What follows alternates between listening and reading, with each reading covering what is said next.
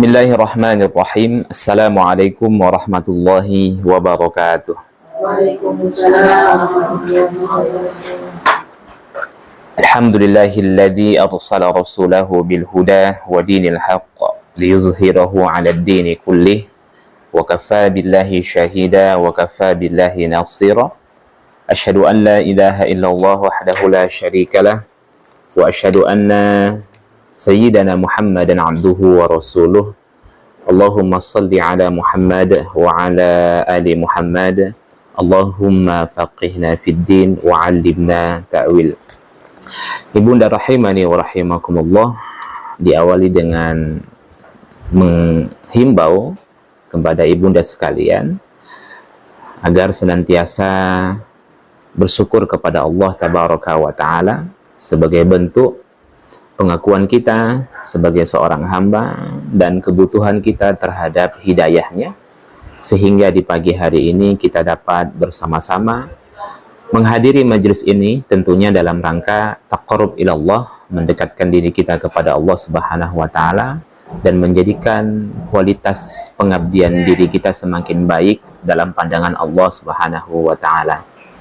Kemudian berselawat kepada Rasulullah sallallahu alaihi wasallam. Allahumma shalli ala Muhammad wa ala ali Muhammad.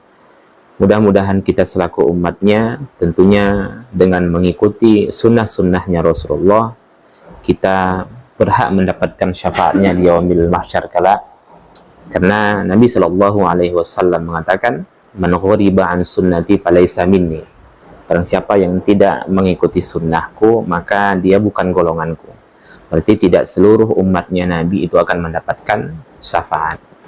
Hanya orang-orang yang mengikuti sunnah Nabi lah yang berhak mendapatkan syafaat dari Rasulullah Sallallahu Alaihi Wasallam. Baik, kita mulai majelis ini dengan kalimat basmalah. Bismillahirrahmanirrahim. Materi lanjutan kita yakni surah Al-Bayyinah ayat ke 7, ya, ayat ke-7. Sebelumnya kita ulang kembali bahwasanya di ayat ke-6 di mana Allah telah menjelaskan dampak buruk yang akan dialami ahlul kitab dan kaum musyrikin, ya, di mana akhir kehidupan mereka nanti di akhirat tempat mereka adalah neraka Jahanam, dan mereka nanti kelak di dalam neraka Jahanam itu akan tinggal selama-lamanya, kekal selama-lamanya. Lalu pada ayat ini Allah menjelaskan bagaimana keadaan orang-orang yang beriman dan beramal soleh, serta bagaimana akhir kehidupan mereka. Jadi ini ciri khas Al-Quran, selalu membuat perbandingan. Ketika Allah menjelaskan tentang orang-orang yang buruk, maka selalu disertai dengan orang-orang yang baik. Ketika Allah menjelaskan ciri-ciri orang yang durhaka, maka selalu Allah menjelaskan ciri-ciri orang yang taat. Ini ciri khas Al-Quran. Sangat banyak kita temukan nanti di dalam Al-Quran, di mana selalu Allah membuat perumpamaan, membuat perbandingan. Yang tujuannya adalah sebenarnya bahwasanya Allah tidak memaksa kita untuk beriman dan beramal soleh. Allah memberikan kepada kita kehendak untuk memilih. Memilih apakah kita ingin taat atau ingin durhaka. Tinggal lagi nanti setiap apa saja yang kita lakukan, kita akan menerima konsekuensi atau balasan dari amal-amal tersebut. Baik, kita mulai ayat ke-7.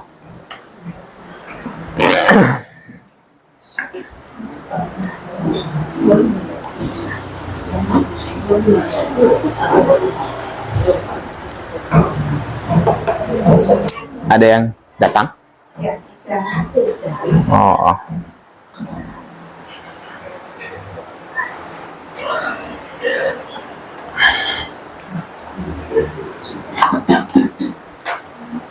Oh ini. Nah, setelah lihat wajahnya baru gitu. Belum terbayang bunda, Bu Ica itu yang mana gitu kan?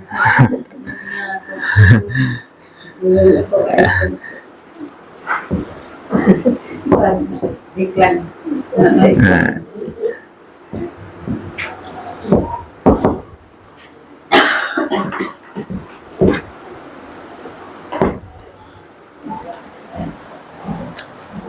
Sebelumnya sudah pernah hadir, Bunda? Enggak, maksudnya sebelum-sebelumnya pertama belum ya? Kok nggak asing wajahnya? Tunggu di pengajian lain enggak? Iya. Pengajian di terus.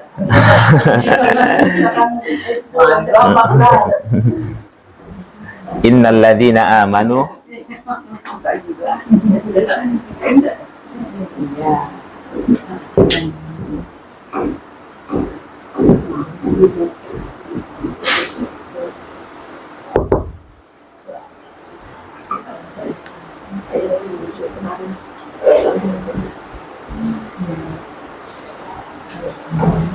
apa lanjutannya? Innal ladzina amanu wa 'amilus sholihat ulaika hum khairul bariyah.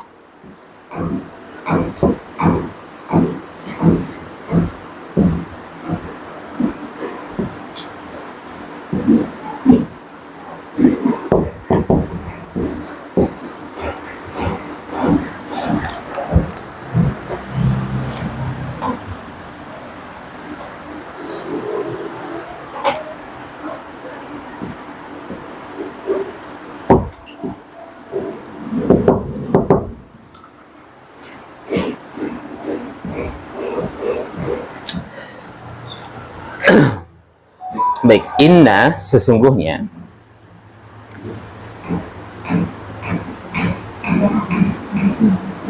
Nah, ingat ya, makna inna itu dalam bahasa Arab huruf at-taukid yang tujuannya untuk menegaskan.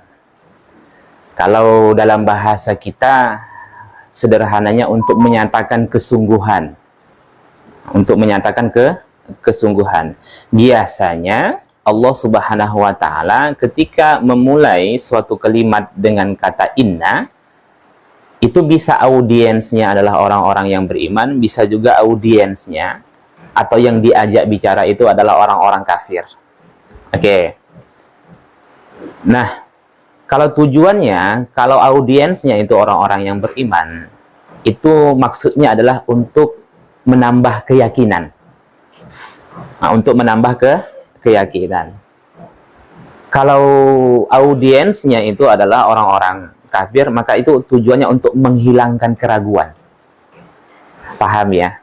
Nah, jadi biasa kita selalu memulai sesuatu dengan kata sungguh.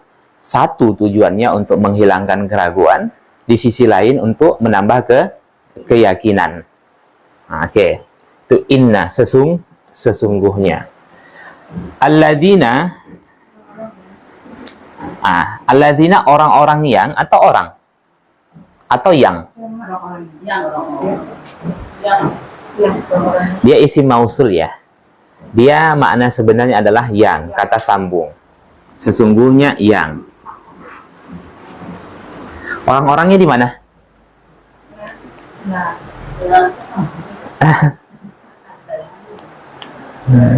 Orang-orangnya di sini. Amanu. Jadi amanu itu fi'il madi, fi'il madhi. Oke. Kata kerja bentuk masa lampau, kemudian ada wawunya untuk menunjukkan kepada jamak. Artinya orang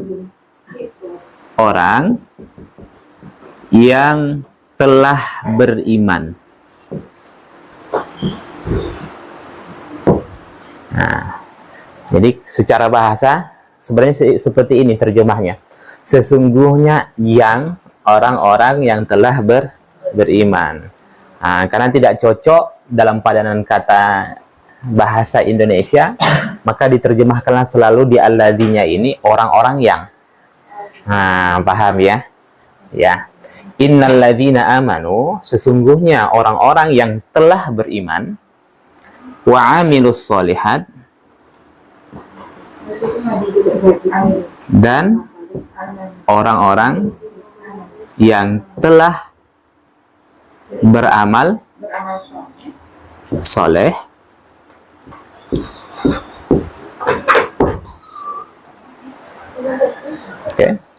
ulaika hum, itulah hum mereka, khair sebaik makhluk. Bariyah sudah kita jelaskan sebelumnya ya. Apa maksud bariyah? Oke, alhamdulillah. Berarti sudah belajar sebelumnya, sudah mengulang. Nah, atau sebaik-baik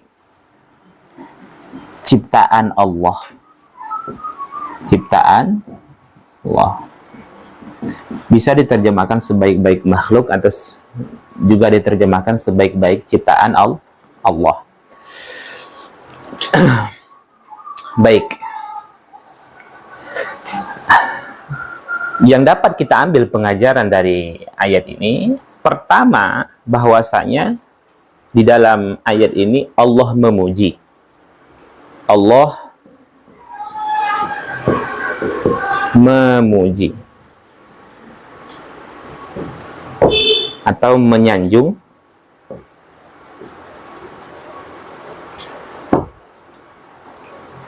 orang yang beriman dan merealisasikan imannya dengan amal soleh.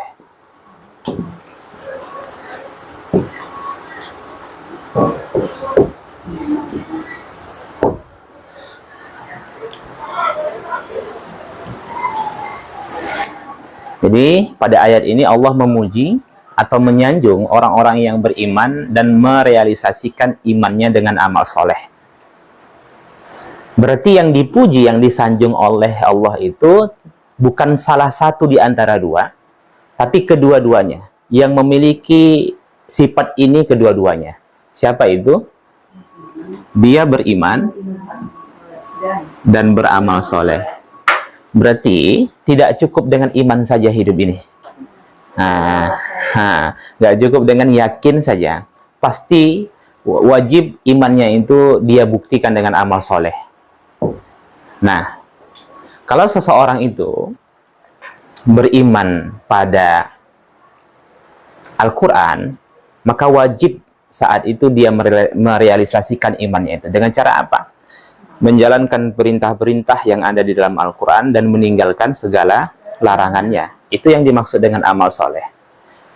Jika seseorang itu beriman kepada sunnah Nabi SAW, maka wajib dia buktikan imannya itu dengan cara apa? Mengikuti sunnah-sunnah Rasulullah SAW. Kalau seseorang itu beriman pada hari akhir, seseorang kalau beriman pada hari akhir, maka tindak tanduk apa saja yang dia lakukan semasa hidup itu selalu menimbang-nimbang apakah baik nanti untuk akhiratnya atau tidak. Nah, itu yang dimaksud dengan beriman pada hari akhir. Tapi kalau seseorang yang hidup tidak menimbang-nimbang apa yang dia lakukan, apakah baik nanti di akhirat atau tidak, sesungguhnya saat itu dia sedang tidak merealisasikan imannya. Kira-kira kalau saya makan ini baik nggak untuk akhirat saya? Kira-kira kalau saya ingin melakukan sesuatu, baik nggak untuk kehidupan akhir saya? Itulah yang dimaksud orang yang benar-benar beriman pada hari akhir. Jelas ya? Nah, dan perlu menjadi catatan penting juga bahwasanya di dalam ayat ini juga Allah ingin membimbing kita bahwa fokus kita dalam hidup ini adalah selalu untuk memperbaharui iman. Jelas. Mengupgrade iman. Apalagi kalau bahasa kerennya, mengupdate iman. Bukan hanya aplikasi dan wajah saja yang harus diupdate, penampilan, tapi iman itu adalah hal yang paling fokus untuk selalu diperbaharui. Mulai dari mana, Ustaz? Mengupdate iman. Cara memperbaharui iman itu, pertama, dengan banyak mengingat mati.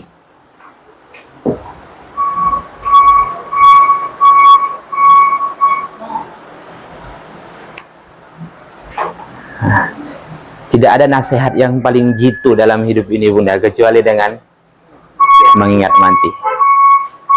Orang kalau terlampau bahagia dengan keluarganya, kalau dia ingat mati, kira-kira berlanjut nggak? Ada kebahagiaan itu. Ada bentengnya kan, ada remnya. Cuman kalau sebentar saja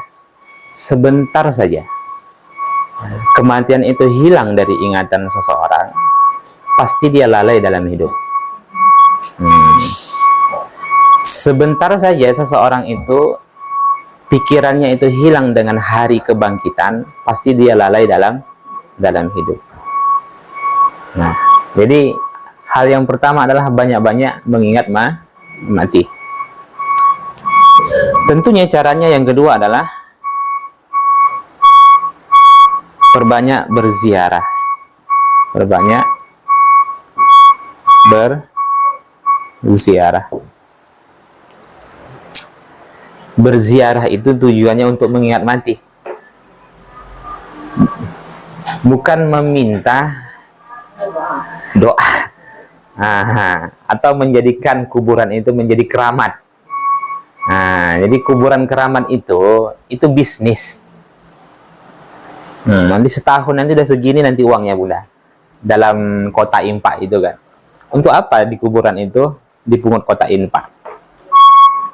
Satu, supaya ada upah untuk bersih-bersih.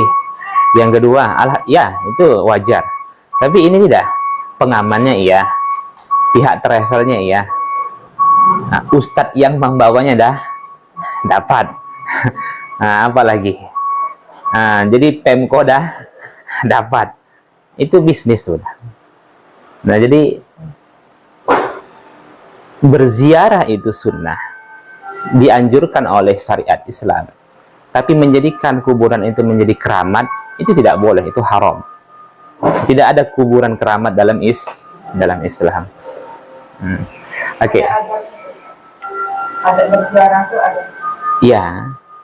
Adab-adab berziarah itu sangat banyak ya. Salah satunya adalah niat kita adalah tujuannya hanya untuk mengingat mati. Kenapa? Karena mungkin terasa bagi seseorang itu ingat mati itu dengan berziarah. Makanya salah satu sunnah untuk mengiring jenazah itu dari rumah ke pemakaman bukan ditutup. Itu bertentangan dengan sunnah Nabi. Dibuka, bukan ditutup. Paham ya? Iya. Ya, dia bukan ditutup supaya tahu kita bahwasanya ketika kita mengiring itu akan seperti ini. Kelak kita akan diiring seperti itu sunnahnya. Jadi tapi kita lihat yang ada di lapangan itu ditutup.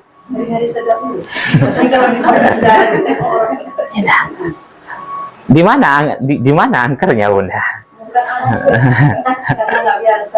Nah, hal yang benar itu yang harus dibiasakan, bukan yang biasa dibenarkan.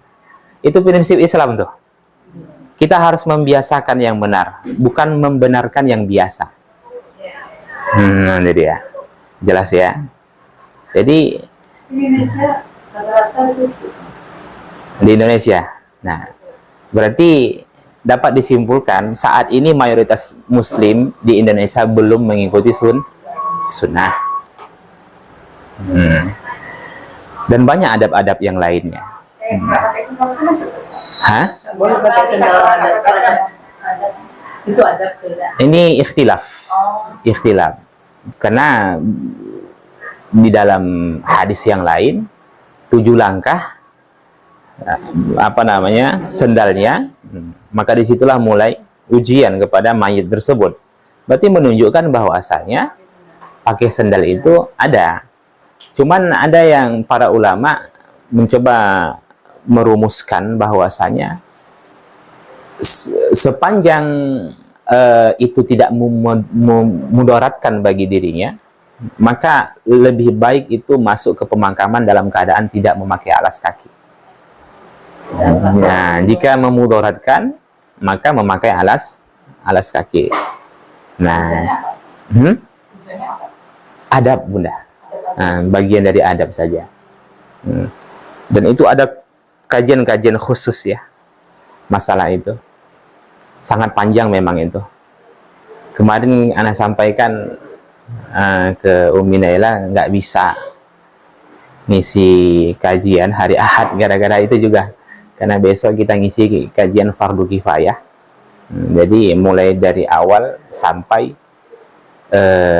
cara menyikapi orang yang sakit sampai sakratul maut, dan sikap kita terhadap orang, dan sikap kita saat menghadapi sakratul maut sampai nanti ke pemakaman.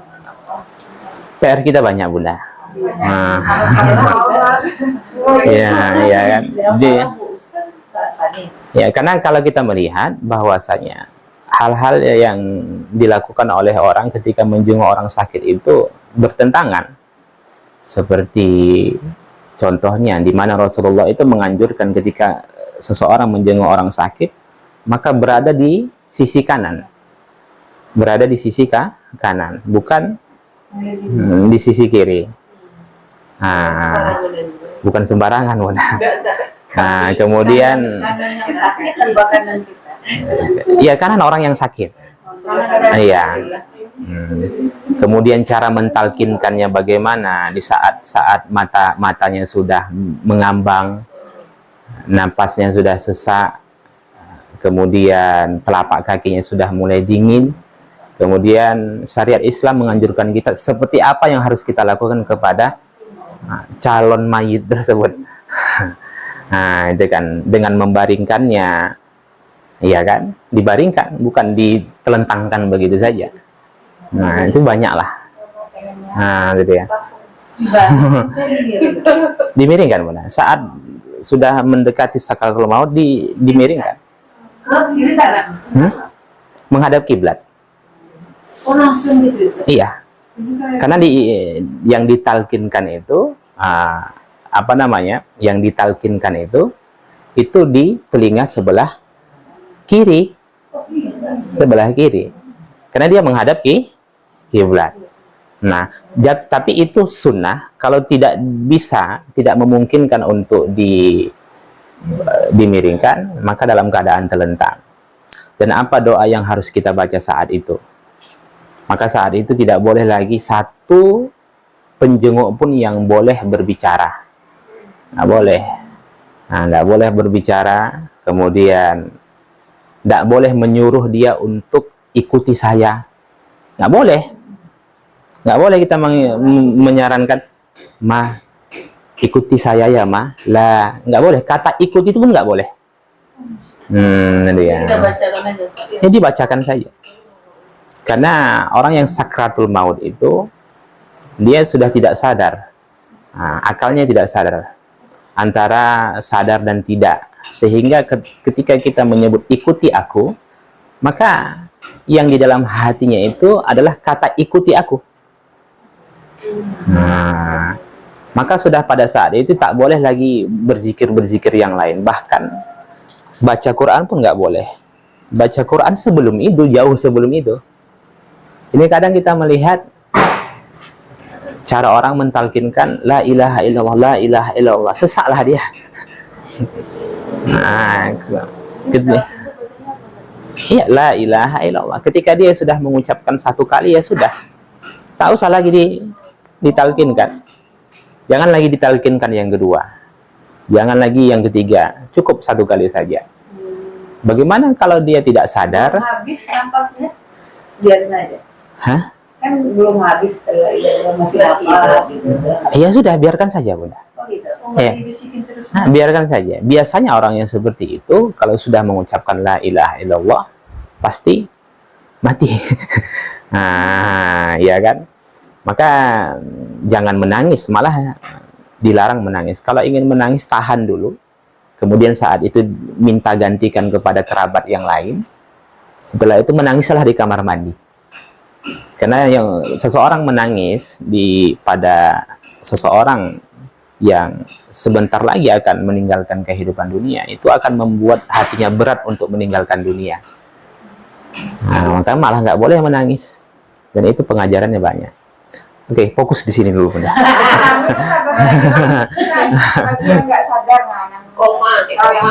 Bagi yang nggak sadar, maka kita bisikkan. Kita bisikkan ke telinganya, Ma. Berikan isyarat ya, Ma. Berikan isyarat ya, Ma. Nah, kalau Mama sudah mengikuti apa yang saya ucapkan. Nah, itu kan berikan isyarat. Bisa dengan memberikan isyarat seperti tangan, ya kan, atau kedipan mata, ke air mata dan lain sebagainya. Nah, tapi air mata itu tanda sakaratul maut. Kalau di sini sudah tanda sakaratul maut. Nah, tanda-tanda sakaratul maut itu salah satunya mengalir air mata dari sisi mata, baik kanan dan kiri. Matanya mengambang, kemudian telapak kakinya mulai dingin.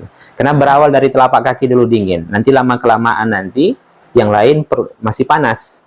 Betisnya sih panas. Tapi kalau sudah nanti betisnya dingin, berarti ruh itu sudah sampai lututnya. Nah, nanti mulai di sini nanti, di sini hangat, di sini dingin. Lama-lama nanti sampailah kemari, sinilah kesempatan untuk bertaubat itu tertutup. Karena kan ruh itu dicabut dari ubun-ubun. Nah, itu penting. Kadang orang nggak tahu cara menyikapi orang yang sakit biasa dengan sakit parah, itu beda cara menyikapinya. Sakit parah dengan orang yang sakaratul maut, itu beda cara menyikapinya. Nah, kemudian setelah dia mati, apa yang harus kita lakukan? Nah, iya kan? Dengan menutupnya, dengan membacakan doa. Dan doanya ada dianjurkan oleh Nabi. Ketika ingin membuka kembali, ada doanya lagi. Ditutup lagi, nanti ada lagi doanya. Mungkin saudara-saudara kita ingin melihat dan mencium, gitu kan? Dan dibuka, nah, menciumnya itu ada doanya. Nah, ditutup lagi, ada doanya. Dibuka lagi, ada doanya. Ditutup lagi, ada doanya. Nah, seperti itu. Kita lanjutkan. Baik, banyak mengingat mati. Perbanyak berziarah. Kemudian yang ketiga, menghadiri. Nah, sudahlah itu, Bunda. Menghadiri majelis ilmu. Majelis ilmu yang membuat kita takut kepada Allah. Karena nggak semua majelis ilmu itu membuat kita takut kepada Allah, malah membuat kita jauh, Bunda. 3 jam ketawa-ketawa gitu kan. Setelah sampai rumah, apalah yang saya dapatkan dari Ustadz itu ya. Nah, ya kan. Yang ada makin jauh saya dari Allah. Pernah nggak mengalami hal yang demikian? Zong ya, Bunda. Jadi kita menghadiri majelis ilmu tujuannya untuk menanamkan rasa takut kita kepada Allah. Jadi kalau ada majelis ilmu malah membuat kita tidak takut kepada Allah, jangan hadiri. Gampangnya seperti itu. Jelas ya. Oke, yang keempat, perbanyak berkholwat dengan Allah.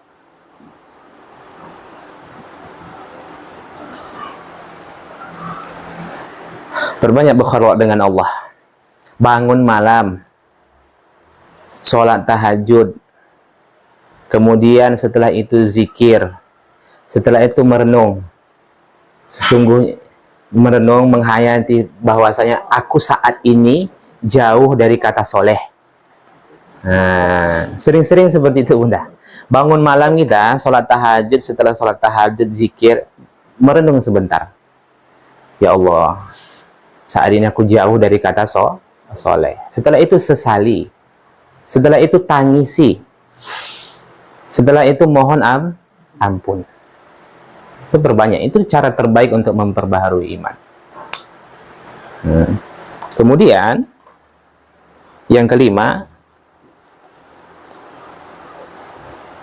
perbanyak berkorban.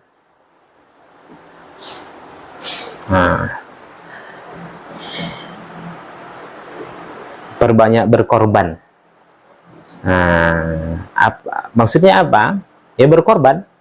Seperti mengeluarkan harta kita di jalan Allah, membantu orang lain tanpa sedikit pun mengharapkan imbalan. Jelas ya? Itu maksudnya perbanyak berkorban. Itu cara terbaik untuk memperbaharui iman. Iman itu kadang bertambah, kadang berkurang. Tapi itu bukan fitrah, Bunda. Saya ulang kembali, banyak orang menganggap, iman saya lagi berkurang, Ustadz. Bukan begitu cara menyikapinya. Yang benar itu, iman bertambah itu karena ketaatan, iman berkurang karena maksiat.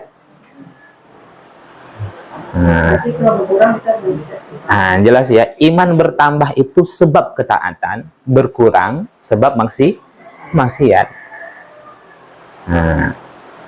Kalau iman sudah bertambah, semua majelis ilmu dihadiri. Tapi kalau iman berkurang, satu majelis ilmu saja, ya Allah, majelis ilmu lagi, menghadiri majelis ilmu lagi, udah sempat mendaftar, nggak ikut segan. Itu kalau iman sudah berkurang tuh. Tapi kalau udah iman bertambah, benar, di mana-mana ada wajah dia. Setiap halaqah ada wajahnya. Itu iman sudah bertambah. Jelas. Jadi jangan kita ketika malas melakukan sesuatu berlindung di balik iman. Iman saya lagi berkurang, Ustaz. Tidak boleh. Iman itu berkurang gara-gara maksiat. Satu kotoran yang ada di hati itu akan membuat seseorang malas untuk beribadah. Lau tahurat qulubuna ma sabi'at min kalamillah, kata Utsman bin Affan. Kalau seandainya hati kalian suci, gampangnya sampai kapanpun kalian tidak akan pernah puas dengan yang namanya Al-Quran. Tidak puas dengan membaca Al-Quran, tidak puas dengan mentadaburi Al-Quran. Selalu kurang. Tapi kalau hati kotor, sudah tuh. Yang membuat seseorang, kenapa satu hari dia baca Al-Quran satu halaman sudah mulai bosan? Jawabnya karena dosa. Kenapa dia tidak bisa lama-lama? Ujian tuh. Ngantuk, menguap, itu memutus bacaan. Makanya beristiazah. Menguap itu memutus bacaan Al-Quran. Jadi ketika udah gitu kan. Nah saat itu ketika ingin memulai, disunnahkan untuk beristiazah. Jadi menguap itu memutus bacaan. Bersin tidak memutus bacaan. Menjawab telepon memutus bacaan. Membuka pintu rumah, ada tamu datang, memutus bacaan. Ketika ingin dilanjutkan kembali, disunnahkan untuk beristiazah. Tapi selama bacaan tidak terputus, maka cukup satu kali dia beristiazah. Jelas. Oke, sampai mana tadi? Kalau Nah, menghadiri majelis ilmu ini, itu masih berkorban waktu. itu termasuk, Bun. Mengorbankan waktu, mengorbankan tenaga, mengorbankan harta. Jelas. Itu makanya kita buat umum. Jadi perbanyak malamnya berkhulwat dengan Allah, paginya berbanyak berkorban. Itu menunjukkan bahwasanya ada kepedulian kita dengan hari akhir kita. Jelas ya?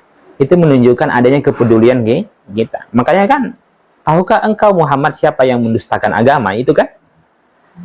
yang mendustakan agama, yang mendustakan hari pembalasan, orang yang tidak peduli dengan hari akhiratnya.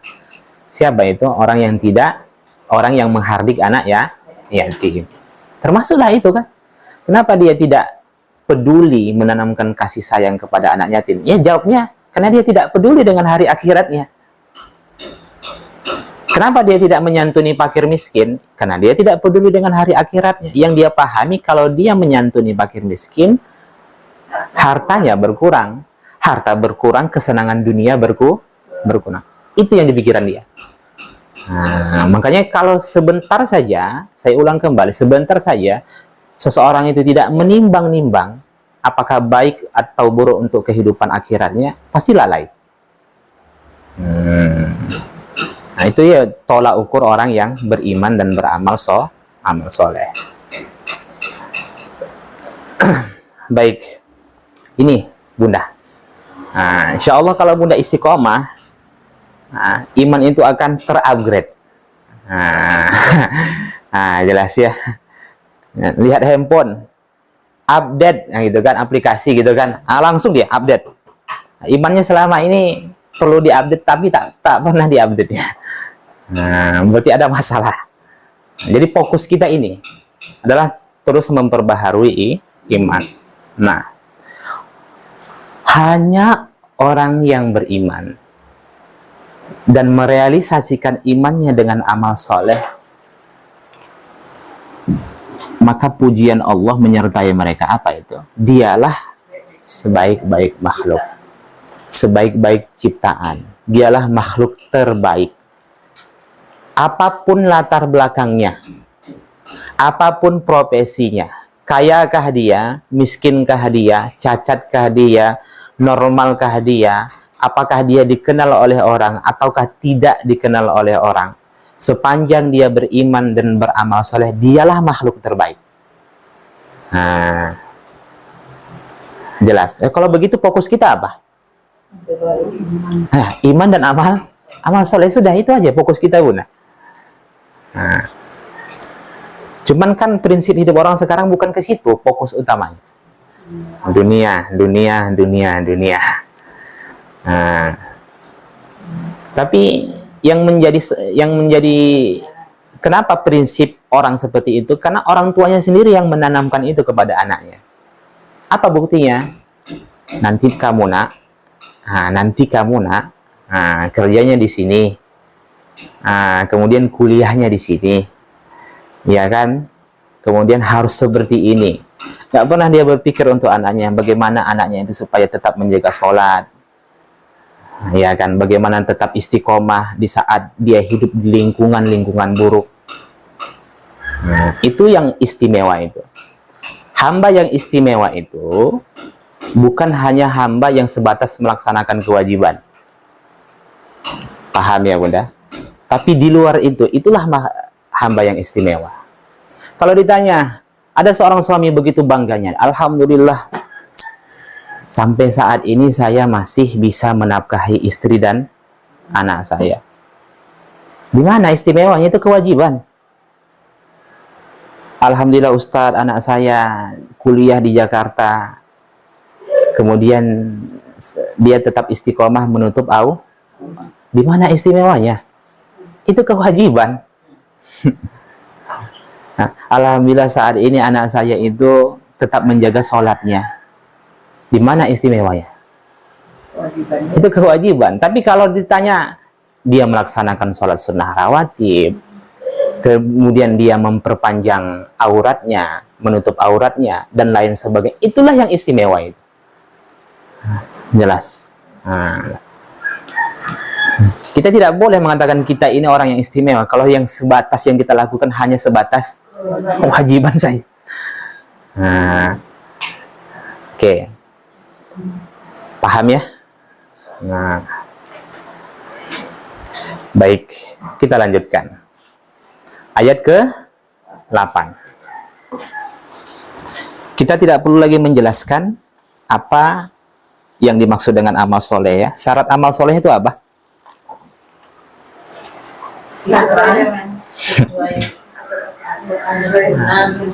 Al-Quran, ikut panduan Al-Quran, sunnah, ikhlas. Berarti kalau seseorang amalannya ikut panduan Al-Quran dan sunnah, dia sudah, cara sholatnya sudah benar, ikut panduan Al-Quran dan sunnah. Tapi sholatnya itu tidak dilandasi dengan keikhlasan. Itu bukan amal soleh, tapi amal salah. Nah, bukan amal soleh, tapi amal salah.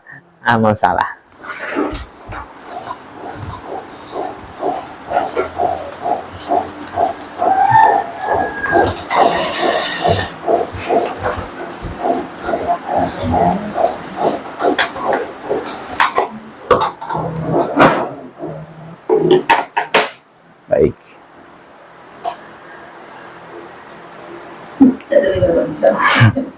Nah, masih lama lagi ya kan? Masih lama lagi ya.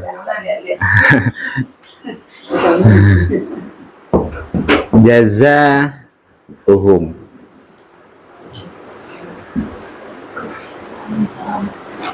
Inda Rabbihim.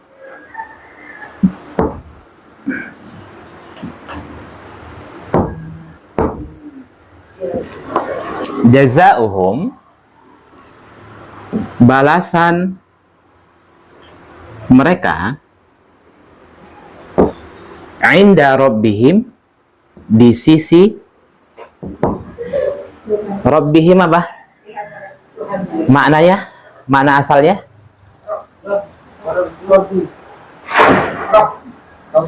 Iya, apa arti Rob?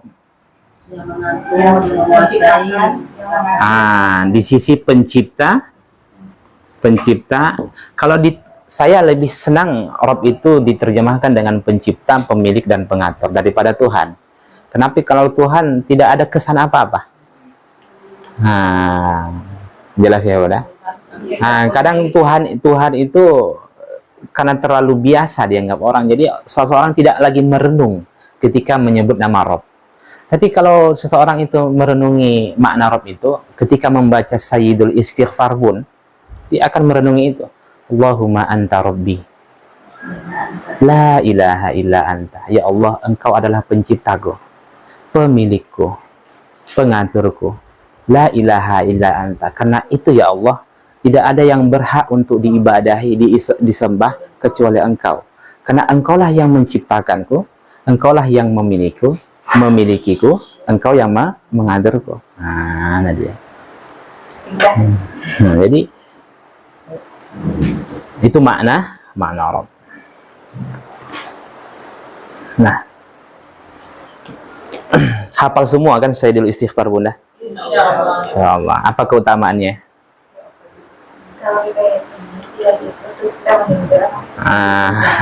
Jika dia membacanya dalam keadaan meyakininya. Syaratnya harus meyakini. Tidak bisa sebatas membaca saja. Karena kata Nabi kan meyakini, fahuwa min ahlil jannah. Maka dia ahli surga. Maka dia penghuni surga.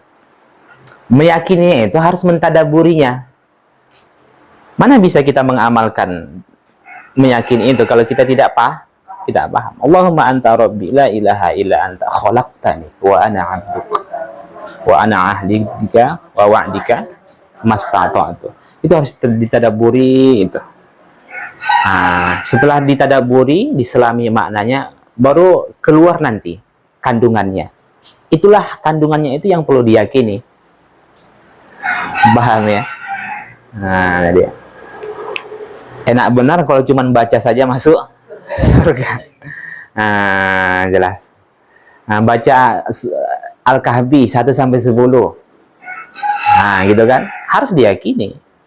Harus diimani, harus direalisasikan. 1 sampai 10 itu ayat terakhir apa dari utama dan apa, Bunda? Al-Kahfi itu kan 10 ayat. Ayat terakhir apa yang dari awal? 1 sampai 10. Dari awal. Nah, itu. Tapi itu ada yang sebagian mengatakan itu yang wajib untuk itu yang dianjurkan untuk dihafal. Dihafal. Tapi kalau dibaca, itu seluruhnya, jangan 1 sampai 10. Ada kadang kita melihat 1 sampai 10 dia baca Al-Kahfi. Baik. Jazaohum inda rabbihim. Balasan mereka di sisi pencipta mereka. Siapa mereka di sini? Orang-orang yang beriman dan beramal. Balik lagi ke ayat ke-7. Orang-orang yang beriman dan beramal saleh. Kita lah ini. Jelas. Sebab kalau iman, seseorang yang beriman tanpa beramal itu namanya munafik amali. Munafik. Munafik. Beriman tidak beramal. Iya, amali. Munafik. Munafik amali. Dia munafik dari sisi amal. Tapi kalau orang yang beramal soleh tapi tidak beriman, ada ketemu seorang seperti itu? Banyak. Bangun masjid, bangun ini, kasih baik, bersedekah, iya kan? Tapi kalau ditanya hatinya itu tidak beriman, itu kan dia beramal soleh tapi tidak beriman. Itu namanya munafik i'tiqadi. I'tiqadi.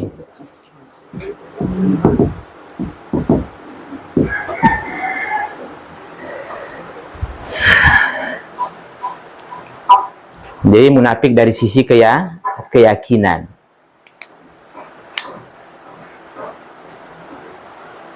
Orang-orang yang mulutnya mengaku beriman, tapi kosong dengan amal soleh itu namanya apa? Dia munafik ahmadi. Jelas ya. Dia masuk ruang lingkup munafik amali.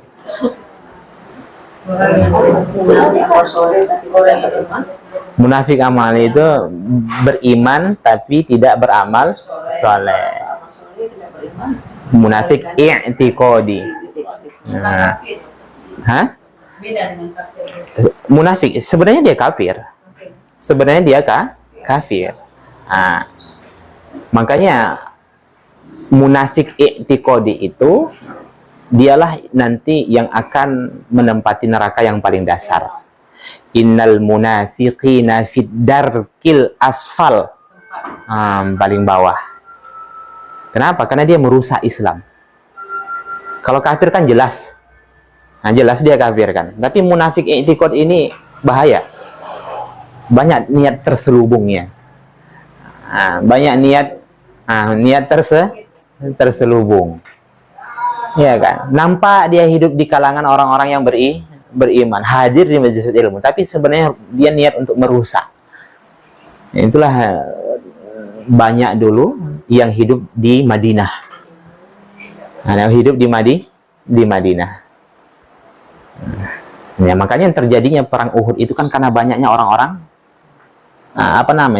kalahnya pasukan Islam pada perang Uhud itu karena banyaknya orang-orang munafik yang mundur dari peperangan.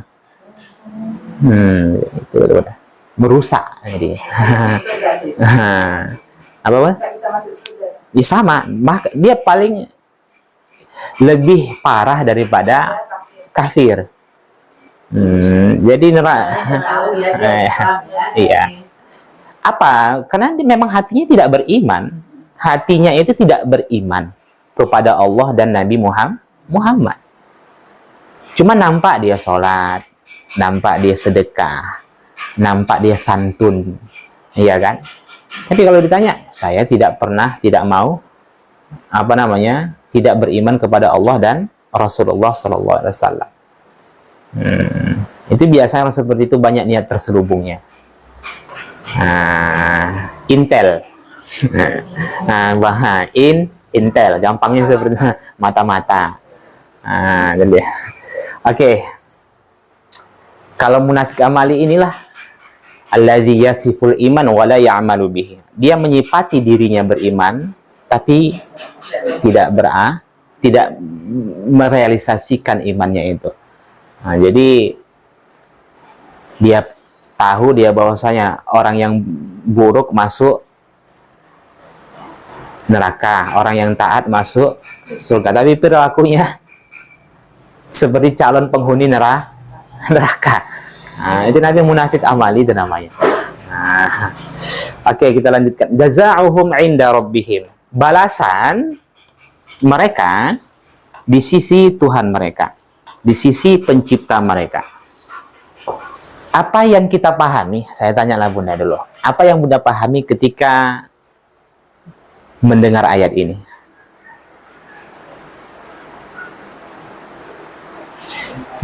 Balasan bagi mereka yang beriman dan beramal soleh di sisi pencipta mereka.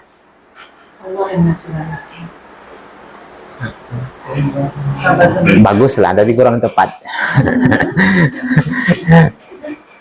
Maksudnya apa? Subhanallah. Sampai para ulama pun memikirkan apa hikmah dari Allah mengatakan ini. Berarti orang yang beriman dan beramal soleh itu, ketika dia beriman dan beramal soleh, hanya mengharapkan balasan Tuhannya. Paham ya? Balasan di sisi Tuhan mereka, pencipta mereka. Berarti orang yang beriman dan beramal soleh itu, ketika melakukan suatu amal, mereka hanya berharap balasan Allah. Jelas. Hanya berharap balasan Allah. Nggak ada di pikiran mereka itu apakah nanti kebaikan mereka dibalas oleh orang lain atau tidak. Itu nggak ada lagi di pikiran. Kalau ada di pikiran seperti itu berarti belum beriman dan beramal amal soleh. Terserah, yang penting saya melakukan kebaikan, mau engkau balas, mau engkau balas tidak, itu nggak masuk dalam pikiran saya. Sedikit pun saya tidak mengharapkan itu. Yang saya harapkan adalah balasan dari Allah. Jelas. Tapi kalau sudah ngomong deh, memang nggak ada rasa terima kasih kau. Dah tuh. Itu menyalahi dari kalimat ini. Kau sudah aku besarkan. Aku besarkan, aku didik dengan baik. Iya kan? Nggak ada rasa terima kasihmu. Berarti saat itu dia mengharapkan balasan. Jelas ya. Kenapa? Apa yang harus dia istimewakan lagi kan? Itu kan kewajiban dia. Iya kan? Mendidik anak menjadi anak yang soleh itu kan kewajiban orang tuanya. Berarti bagi orang tua itu hilang terus. Maksudnya dia ngomong seperti itu. Maka lihat dulu. Sebenarnya saat itu berarti dia ketika seseorang melakukan kebaikan bukan karena Allah, berarti terhapuslah amalnya. Kan balik lagi ke Sayyidul Istighfar itu. Wa ana ala ahdika wa wa'adika. Maksud apa maknanya?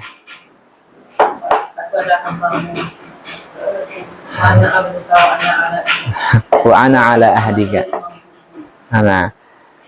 Aku melakukan sesuai dengan perjanjian, iya kan? Dan melakukan semampuku. Janji kita kepada Allah apa? Iya karena na'budu. Hanya kepadamu ya Allah aku beribadah. Seluruh ibadah yang aku lakukan ini hanya aku tujukan kepadamu. Aku hanya berharap balasanmu, tidak balasan dari makhluk. Dan aku lakukan itu semua semaksimal kemampuanku. Itu maksudnya. Wa ana ala ahdika wa wa'dika mas. Jadi itu perjanjian kita dengan Allah. Jazaohum inda rabbihim. Balasan bagi mereka di sisi Tuhan mereka.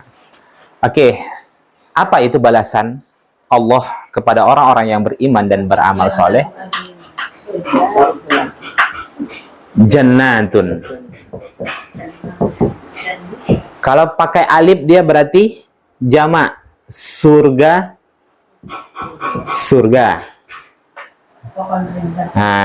Kebun-kebun rindang. Jannat itu kebun-kebun rindang. Kita di Indonesia mengenal dengan istilah surga. Diambil dari kata sefarga. Nah, sefarga itu yang dulu dipakai oleh bangsa umat-umat dari bangsa Hindu. Nah, makanya bahasa-bahasa Sangsekerta itu, nah ya kan, surga, neraka itu bahasa Sangsekerta. Nah, jadi kebun-kebun yang rindang. Nah, jannat, surga, Aden.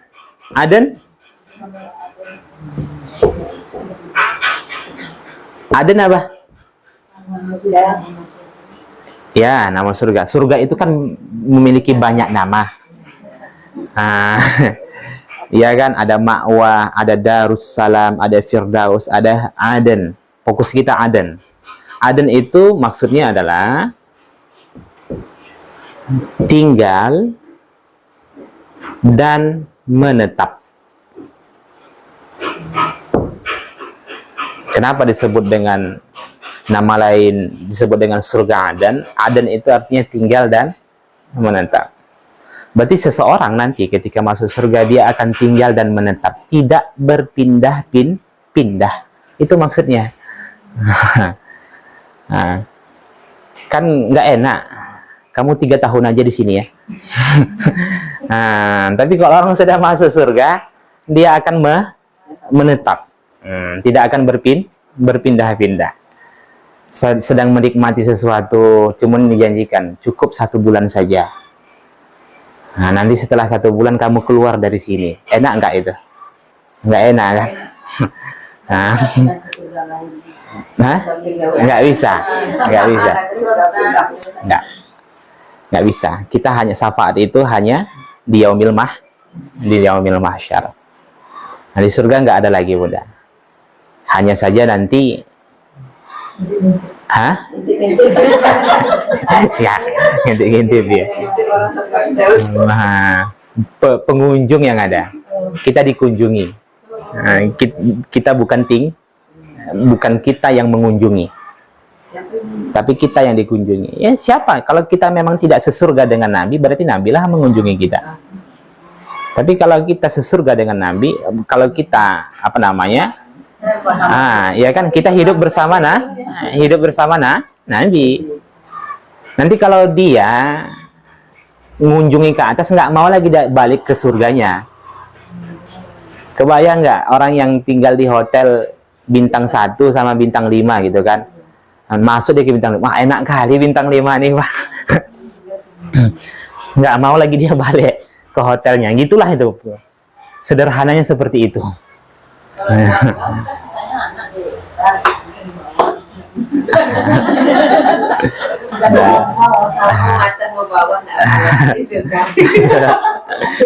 Nah, itu dia. Nggak bisa, Bunda. Itu sudah ketetapan Allah Subhanahu wa Ta'ala, dan itu sesuai dengan ketentuan amal kita.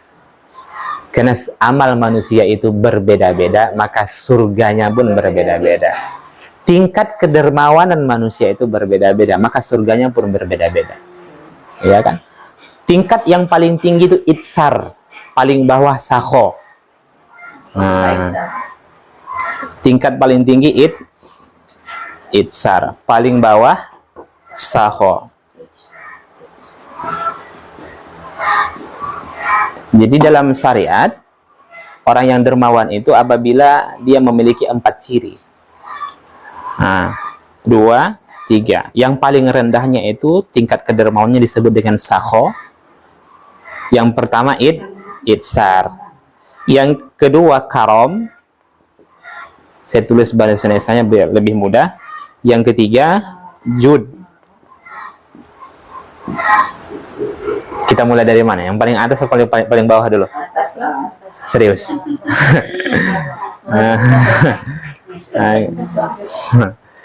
Oke, yang paling atas. Nah, paling atas itu mendahulukan dunia untuk orang lain, padahal dia sangat membutuhkan.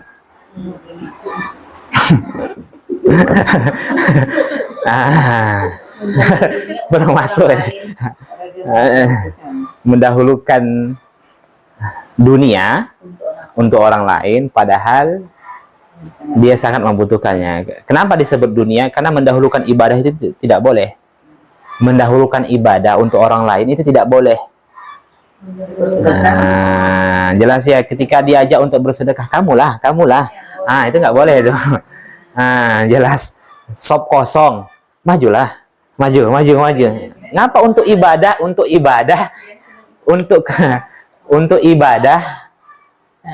ibadah itu harusnya dia dahulukan dirinya, baru orang lain. Tapi kalau jelas ya, dia aja untuk tunjuk siapa yang baca Quran hari ini. Kaulah. Kenapa? Padahal di saat Allah berikan balasan pahala, ya kan, kebahagiaan akhir, dia dahulukan orang lain. Jelas ya. Jadi, dan ini ternyata untuk menjadi tingkatan pertama ini tidak perlu menjadi kaya. Paham? Tidak perlu harus jadi kaya. Orang miskin pun bisa mendapatkan tingkatan ini. Seseorang yang hanya dia memiliki satu piring nasi, satu piring nasi, kemudian dia melihat saudaranya yang saat itu membutuhkan juga, rela dia bagi dua. Paham? Itu namanya itsar tuh. Dan ini yang selalu dilakukan oleh Nabi dan para sahabat. Jelas. Umumnya sahabat-sahabat itu tidak banyak yang kaya, hanya segelintir saja yang kaya. Tapi kalau tingkat sedekah mereka itu Masya Allah. Jelas. Sebagaimana Ali bin Abi Thalib yang menangis. Menangis Ali bin Abi Thalib gara-gara ada orang miskin yang datang ke rumah. Menangis kenapa Ali bin Abi Thalib menangis? Kenapa tidak dia yang datang? Harus nunggu dulu orang miskin minta-minta. Iya kan? Baik. Ternyata untuk menjadi tingkatan pertama nggak harus kaya. Saya bilang harus kaya, baru bisa melakukan kebaikan. Yang kedua karom. Oke, mudah-mudahan yang kedua kita dapat ya. Oke. Karom itu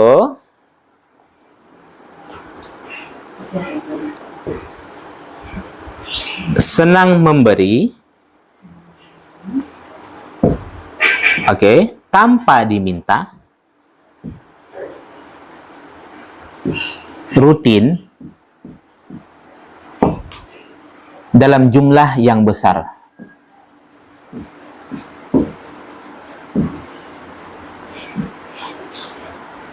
Masuk kira-kira Bunda? Besar ini senang memberi. Tanpa diminta. Tanpa harus diminta dulu baru memberi. Ini udah diminta tak ngasih pula, yang parah lah itu orang. Jelas. Rutin, jumlah yang besar, lebih banyak yang dia keluarkan. Lebih banyak yang dia keluarkan daripada yang dia lahap. Paham Bunda? Jelas ya. Beli baju dia 1 juta, sedekah dia 5.000. Harusnya sedekahnya 1 juta. Jelas ya. Pakaiannya juga harus pakaiannya mahal. Harusnya ketika dia bersedekah jauh lebih mahal. Pakaiannya dia memakai pakaian yang terbaik, tapi harusnya ketika dia bersedekahlah dengan yang terbaik. Itu maksudnya. Sampai kira-kira?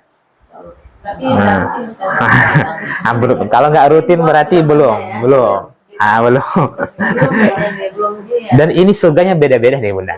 Nggak mungkin sama. Karena pengorbanannya juga berbeda. Yang ketiga jud. Kayak wujud deh. Kayak Jud itu mudah memberi tanpa diminta.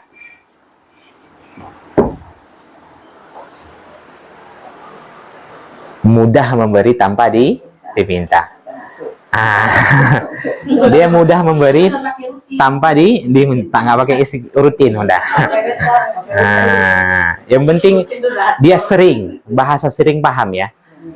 Sesering dia memberi tanpa diminta. Makanya bisa agak bawah sedikit. Bawah saho Agak mendekati ya. hanya memberi saat diminta. Hanya memberi saat diminta. Biasanya orang seperti ini nih jelek kali apanya? Tingkat kepekaannya. Paham ya? Adapun 1, 2, 3 itu tingkat kepekaannya sangat tinggi. Kenapa? Tanpa diminta. Ini suka datang dulu orang ke rumah baru mau memberi. Itu artinya tingkat kepekaannya rendah. Tingkat kepeduliannya rendah. Jadi seseorang itu akan mendapatkan balasan sesuai dengan jenis pengorbanannya ketika di dunia. Ya. Oke. Lanjut. Ini nikmat yang pertama. Jannatu Aden. Kemudian nikmat yang kedua apa lagi?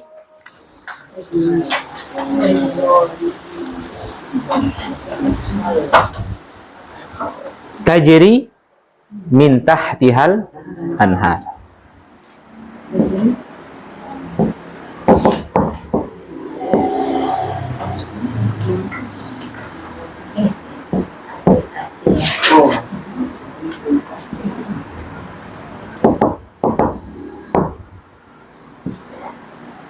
Yang kedua, tajri min tahtihal anhar.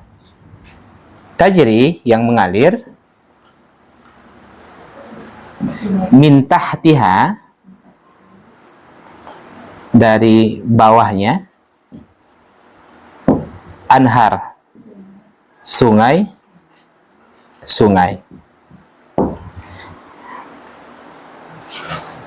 Mengalir di bawah apa nih? Di bawah istana. Paham ya? Surga lah itu. Di surga itu ada istana, Bunda. Nanti di surga itu kita diberikan istana. Nanti akan kita pahami nanti di surah An-Naba ya. Istana. Kemudian di bawah istana itu terdapat sungai-sungai yang mengalir. Ada dua pendapat. Pertama, memang di bawah istana. Yang kedua, di depan istana di bawah.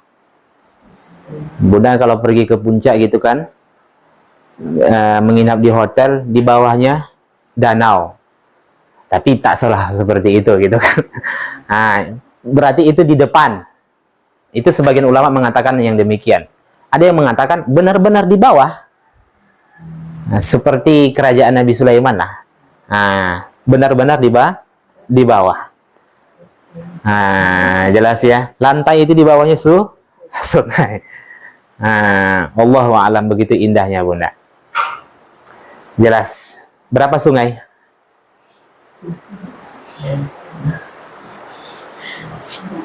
Coba buka surah Muhammad. Surah Muhammad. Ya, surah Muhammad ayat 15. Coba yang mewakili baca terjemahnya.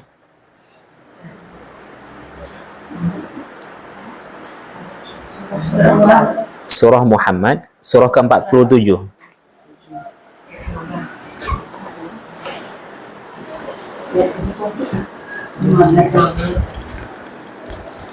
Boleh. Bunda Vita coba yang baca.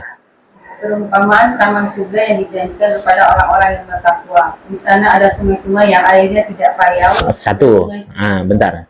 Airnya tidak payah. Maksudnya tidak keruh. Tidak berubah warna, bening. Itu satu. Oke. Sungai-sungai air susu yang tidak berubah rasanya. Sungai-sungai susu. 2. Yang ketiga. Sungai khamar atau anggur yang tidak memabukkan, Nah, yang sungai- tidak rasanya bagi peminumnya. Sungai-sungai khamar. 3. Yang keempat. Dan sungai-sungai madu yang murni. Nah, sungai-sungai madu yang murni. Ada 4. Kemudian lanjut terjemahnya lagi. Di dalamnya mereka memperoleh segala macam buah-buahan dan ampunan dari Allah Tuhan mereka. Samakah mereka dengan orang yang kekal dalam neraka dan diberi minuman dengan air yang mendidih sehingga ususnya Nah, terpotong-potong. berbeda halnya dengan penghuni neraka. Mereka diberi minuman dengan air yang mendidih. Sampai ususnya terpotong-potong, Bunda. Nah, baik. Tujuan Allah menyampaikan ini untuk memotivasi orang-orang yang beriman sebagai ancaman juga kepada orang-orang yang bermaksiat. Nah, oke. Baik. Jadi berapa? 4. Nah, sungai yang tidak bayau, tidak keruh, bening lah bahasanya. Sungai bening. Yang kedua, susu. Yang ketiga, khamar. Yang keempat, madu.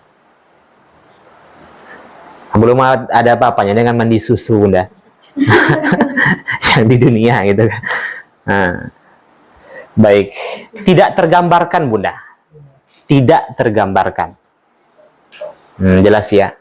Karena surga itu kenikmatannya itu tidak tergambarkan, tidak pernah dilihat oleh mata, tidak pernah didengar oleh telinga, dan tak terbesit di dalam hati. Kalau hati kita itu terbesit, sangat indahlah surga itu. Yakinilah bahwa surga jauh lebih indah daripada itu. Nah, begitu juga dengan neraka. Wih, pedih kali lah. Sampai minum air pedih, sampai minum air yang mendidih, sampai usus terpotong-potong. Sesungguhnya jauh lebih besar dari itu azabnya. Nah, paham ya? Nah, jadi sampai yang terbesit, berarti tak ada satupun keindahan surga itu terbesit di dalam hati manusia. Kalau andai kita menggambar-gambarkan keindahan surga itu, yakinlah surga tak seperti itu. Itu maksudnya, jelas ya. Nah, kemudian lanjut apa lagi? Jazaohum 'inda rabbihim jannatu 'adnin tajri min tahtihal anhar khalidina fiha abada. Yang ketiga, nikmat surga yang ketiga, mereka kekal di dalamnya selama-lamanya. Selamanya dari kalau ini kan nggak kekal. Kekal, bentar, di dalamnya selama-lamanya. Nah, kata para ulama, abada ini benar tujuannya untuk taukid, untuk menegaskan. Berarti kalau mereka kekal di dalamnya selama-lamanya, apa maksudnya?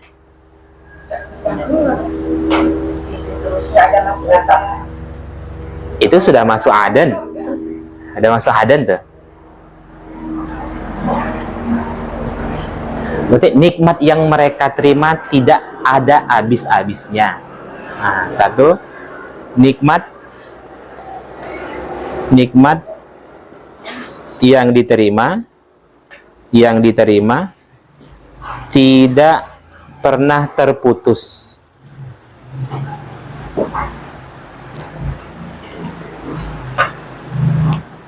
Berbeda hanya di dunia ya, Bunda.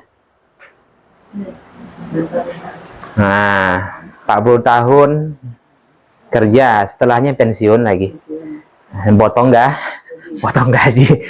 Nah, itu nikmat yang diterima pernah tidak terputus-putus. Berarti kalau mereka kekal di dalamnya selama-lamanya, apalagi lanjutannya, berarti mereka tidak akan pernah mati. Paham ya? Tidak mati. Kalau mati, berarti mereka berhenti. Nah, mendapatkan nikmat. Jelas.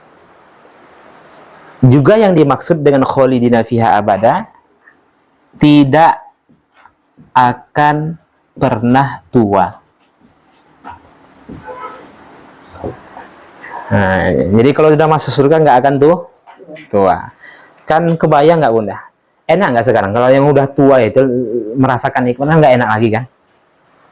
Kalau masa muda, iya kan, diberi nikmat itu sangat enak gitu kan. Tapi kalau sudah tua, semuanya nggak enak.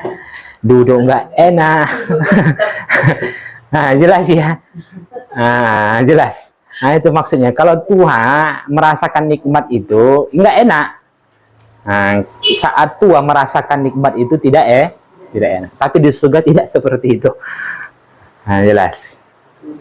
Nah. Lanjut yang keempat. Radiyallahu anhum wa radu an.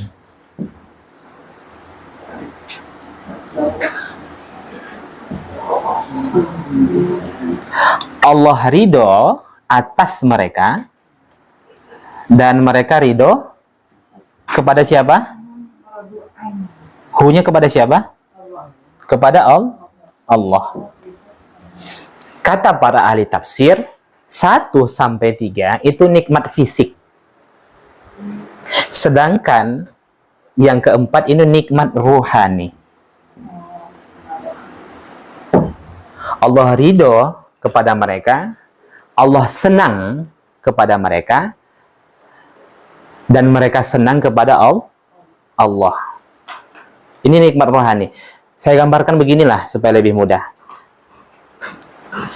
Suami, istri lagi menyediakan makanan yang begitu lezat kepada suaminya. Kemudian suami pas lagi makan, istri cemberut. Kira-kira enak nggak makanan itu? Nikmat nggak makan itu, Bunda? Paham? Nah, jadi kita tidak tahu bagaimana hakikat Allah itu ridho. Sebagian ulama mengatakan untuk menunjukkan keridhaan Allah itu kepada hambanya, maksudnya adalah Allah membuka tabir. Allah memperlihatkan wajahnya kepada calon penghuni penghuni surga. Itu maksudnya. Nah, hakikat Allah ridho itu kita tidak tahu. Yang penting dijelaskan Allah senang, puas atas mereka, dan mereka pun puas atas pemberian yang telah Allah berikan kepada mereka. Itu maksudnya. Nikmat ruhani. Dan azab juga seperti itu. Ada azab fisik, ada azab ruhani. Azab ruhani apa? Salah satu contohnya. Yang dinyalakan. Azabnya ada di neraka. Iya.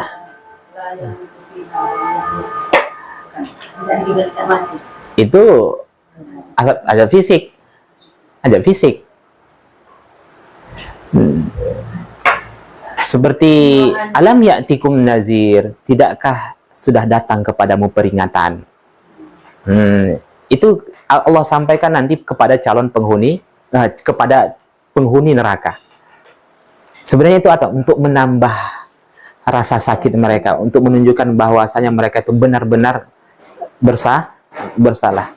Jadi semakin dibebani hati mereka. Itu maksudnya. Paham ya?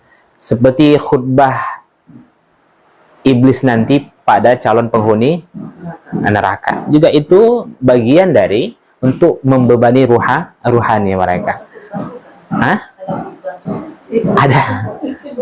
Terima kasih.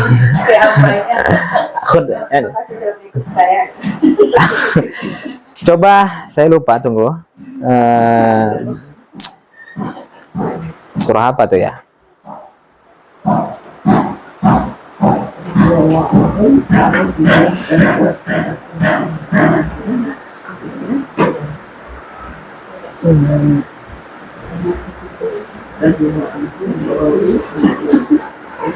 Buka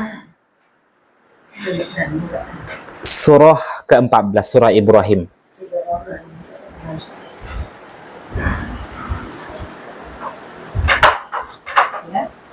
Dapat ayat 22.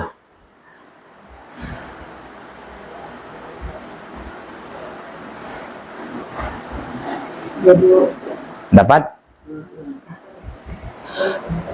Wa qala syaitan lamma qudiyal amru. Dan setan berkata ketika perkara hisab telah diselesaikan. Nah, setan di sini maksudnya iblis. Setan itu sifatnya, wujudnya iblis. Paham ya Bunda? Wujudnya iblis. Setan itu bisa dari kalangan jin dan manusia. Induknya iblis. Nah, paham ya? Induknya iblis. Bestinya dari golongan jin dan manusia. Nah, oke. Oke. Nanti di akhirat, begini, nanti di akhirat ketika perkara hisab telah selesai, telah diputuskan, maka terpisahlah penghuni neraka dan penghuni surga.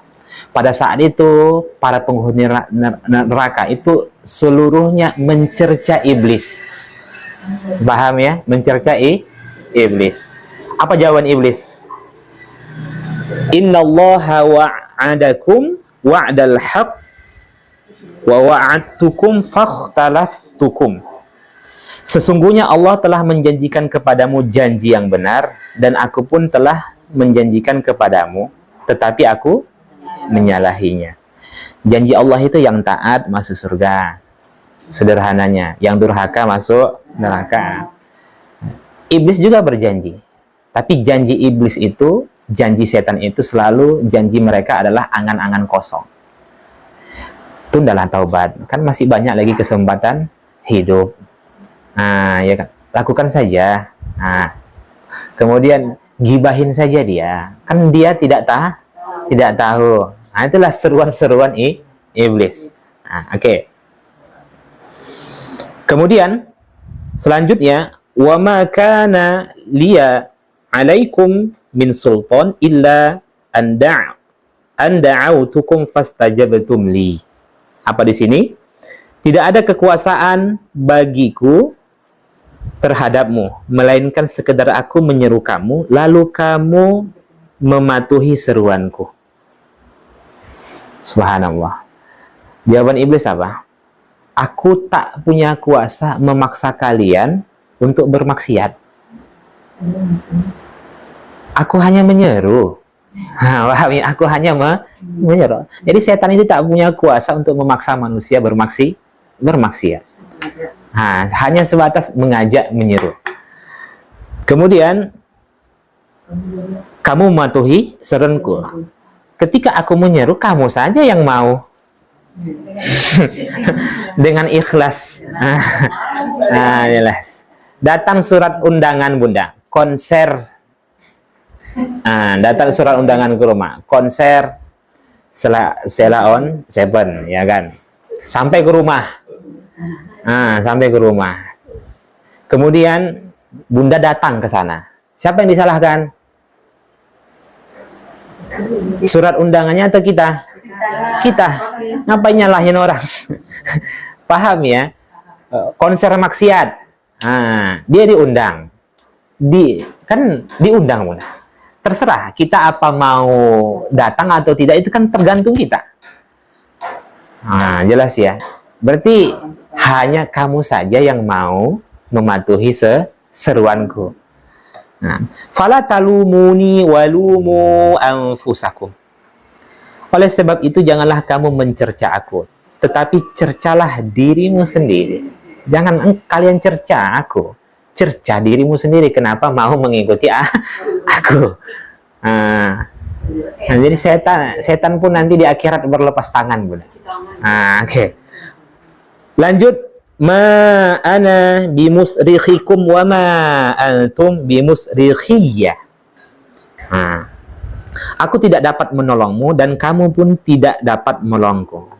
Oleh karena itu, hari ini kamu tidak bisa menolong aku, dan aku pun tidak akan bisa menolong. Bagaimana mungkin kita senasib sekarang? Seakan-akan seperti itu. Kemudian apa lagi? Sesungguhnya aku tidak membenarkan perbuatanmu mempersekutukan aku dengan Allah sejak dahulu. Sungguh orang yang zalim akan mendapatkan siksaan yang pedih. Tahu kalian, ya, sejak aku diciptakan, aku tak pernah setuju kalian menyekutukan Allah dengan aku. Nah, itu kata. Nah, nanti setan berlepas tangan. Jadi setan pun tak pernah setuju di mana dia disekutukan, Allah disekutukan dengan dia. Jadi bolehkah kita menyalahkan setan? Jahat kali setan tuh, gitu kan. Pertama dibuatnya orang kafir, yang kedua dibuatnya orang syirik, yang kedua fasik, yang keempat lalai dalam selalu melakukan perbuatan yang sia-sia. Tidak berdosa, tapi sibuk melakukan perbuatan yang sia-sia. Kalau nggak bisa dia memilih beribadah, dia rusak amalnya. Nah, ya kan? Riya, sum'ah, ujub, dan lain sebagainya. Bolehkah kita menyalahkan setan? Enggak. Salahkan diri kita sendiri. Nah, jelas ya udah. Nah, ini sikit-sikit memang dasar setan. Nah, itu kan. Nah, nggak boleh udah. Yang disalahkan itu kita. Ya Allah, kenapa sampai sejauh ini aku masih mengikuti seruannya? Inna syaitana lakum aduun fattakhidhuhu aduwan. Sesungguhnya setan itu musuh kalian, maka perlakukanlah dia sebagai musuh. Itu kan kata Allah. Ini sekarang orang bukan dia perlakukan, dicari-carinya setan, Bunda. Ada kuda konser kuda kepang di sana. Berlomba-lomba ke sana dia. Itu kan dia lagi cari setan. Ada konser musik di sana, dia berlomba-lomba mencari setan sebenarnya tuh. Setan itu musuh kalian. Perlakukan dia sebagai musuh. Ini saat sholat dia kan, udah paham dia, terbayang-bayang dia. Sadar dia saat itu digoda dia nikmati. Bukan bertaus, malah dia nikmati. Waduh. Jadi malah dia nikmati. Sadar dia saat itu dia digoda setan. Harusnya kan meminta perlindungan. Nabi kan menganjurkan ketika seseorang sudah terbayang sesuatu berpaling dari esensi sholat itu langsung beristiadah dalam sholat. Beristiadah. Pertama sebelum membaca Al-Fatihah kan beristiadah. Ketika terbayang sesuatu berpaling dari esensi sholat, substansi sholat itu, maka dianjurkan untuk beristiadah dengan meludah ke kiri. Tapi ludah formalitas. Jangan meludah asli, Bunda. Meludah asli, lihat tetaman samping, dah wajahnya berkeliling dengan lidah. Jadi a'udzubillah. Begitu terbayang sesuatu gitu kan, ingat dapur, a'udzubillah minasyaitonirrajim. Langsung seperti itu. Itu dianjurkan di dalam sholat. Ini dia sadar dia nikmati. Dia nikmati. Itu dia sadar dia nikmati. Itu kan bestinya setan.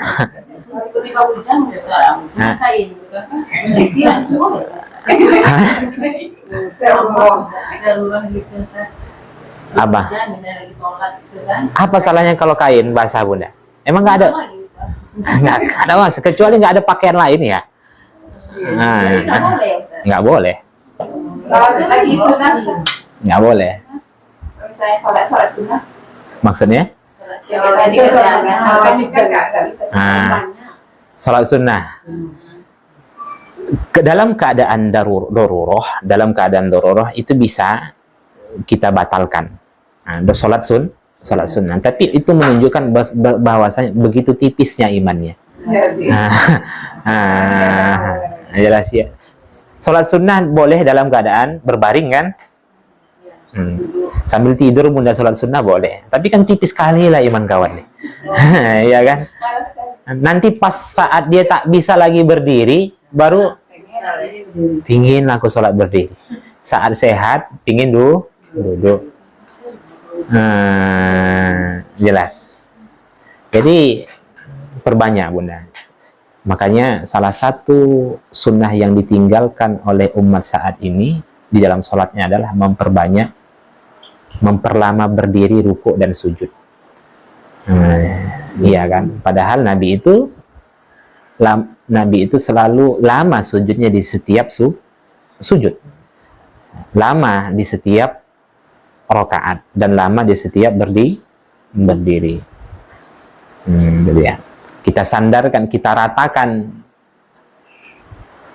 bagian anggota badan kita yang paling mulia sejajar dengan kaki kita, itu menunjukkan sebagai isyarat bahwa kita ini rendah.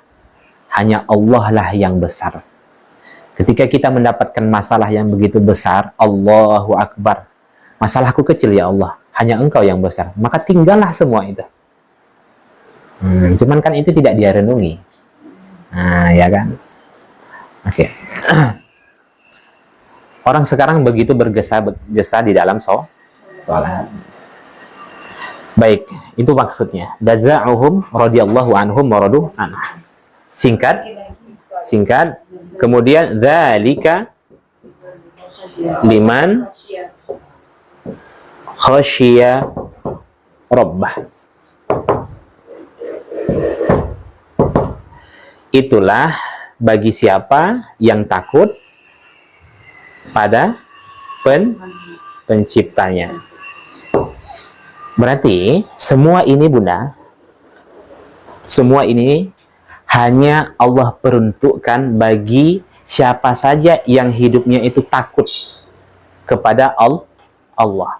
Siapa orang yang takut kepada Allah itu?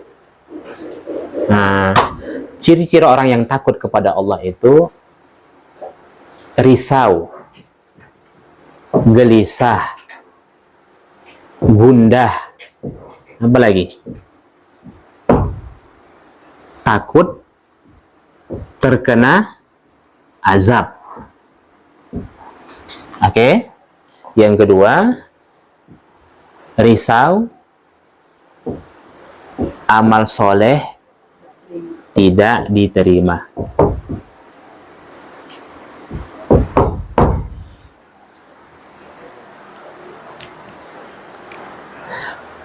Orang yang takut kepada Allah itu orang yang hidupnya itu risau, takut terkena azab. Oke. Yang kedua, risau amal soleh tidak diterima. Begini, sebagai penutup, coba perhatikan. Perasaan ini membawa dia tidak mau bermaksiat. Oke. Seseorang kalau takut dengan azab Allah, perasaan ini tidak mau membuat dia tidak akan melakukan maksiat. Oke. Sedangkan ini, perasaan ini akan menjadi sebab dia terus berambisi untuk terus memperbaiki amal solehnya. Paham ya? Yang ini tadi apa? Membuat dia tidak mau bermaksiat. Perasaan ini menjadi sebab dia tidak mau bermaksiat. Sedangkan perasaan ini menjadi sebab dia selalu berambisi untuk terus memperbaiki amal solehnya. Dia tidak akan pernah puas dengan sholatnya Bunda. Dia akan selalu memperbaiki bagaimana cara berdiri yang benar, bagaimana cara ruku yang benar, bagaimana cara i'tidal yang benar sesuai dengan sunnah Nabi, bagaimana cara turun untuk sujud yang benar, bagaimana cara sujud yang benar. Setelah itu dia tidak pernah puas dengan sholat fardunya. Dia sempurnakan dengan sholat sunnah. Orang yang seperti itu sesungguhnya sudah tertanam di dalam dirinya bahwasanya dia risau amalnya tidak diterima. Jadi jangan sampai kita ini merasa puas. Kita ini masih jauh dari kata soleh. Jadi terus kita untuk memperbaiki bagaimana hal yang paling asas di dalam Islam. Jika ternyata sholat kita bermasalah, maka perbaiki. Jika ternyata puasa kita bermasalah, perbaiki ke depannya. Jika ternyata zakat kita bermasalah, perbaiki ke depannya. Jika ternyata haji kita itu bermasalah, kalau ada rezeki, ulangi. Paham ya Bunda? Kalau ada rezeki, ulangi. Mungkin kan selama haji ya. Sebenarnya orang sering berangkat umroh, haji itu bukan karena ingin mendahulukan haji dan umroh. Paham ya? Tapi sebenarnya banyak orang yang berangkat itu karena dia tidak puas. Ada amalan-amalan yang dia tinggalkan di saat haji dan umroh. Aduh, selama aku kemarin tak kulaksanakan ini gitu. Nah, melakukan ini dan ini gitu kan. Nah, jelas ya. Baik. Paham ya? Barakallahu fikum jami'an. Insyaallah intisarinya pekan depan. Nah. Subhanakallahumma bihamdik asyhadu an la ilaha illa anta astaghfiruka wa atubu ilaik. Sebelum saya tutup, biasakan setiap kita belajar, pelan-pelan ada satu amalan yang bisa kita ambil dari setiap surah yang kita bahas. Jadi kita tidak dituntut harus seluruhnya, tapi pelan-pelan ada perubahan, ada peningkatan. Hari ini apa yang bisa saya amalkan dari surah Al-Bayyinah. Jangan sampai semuanya itu hilang gitu. Nah, masuk telinga kanan, keluar telinga kiri. Jadi waktu habis, ya kan? Kemudian pengorbanan sia-sia. Nah, tapi manfaat tidak didapatkan. Ya. Jadi pelan-pelan. Hari ini saya ingin sedekah. Nah, maka pulang dari sini cari orang yang butuh bantuan. Nah, kemudian termasuk juga hari ini untuk menanamkan ilmu itu supaya melekat, sampaikan langsung kepada kerabat-kerabat kita, anak-anak kita, dan lain sebagainya. Nah, itu cara untuk bagaimana agar ilmu itu selalu melekat. Nah, harus disampaikan langsung, Bunda. Tidak perlu harus disebutkan. Nah, kalau kita tidak sanggup menyebutkan ayatnya, esensinya saja, substansi dari Al-Bayyinah itu. Nah, jelas. Berarti fokus ke depannya adalah iman dan amal soleh. Baik. Akhirul kalam, assalamualaikum warahmatullahi wabarakatuh. Waalaikumsalam warahmatullahi wabarakatuh.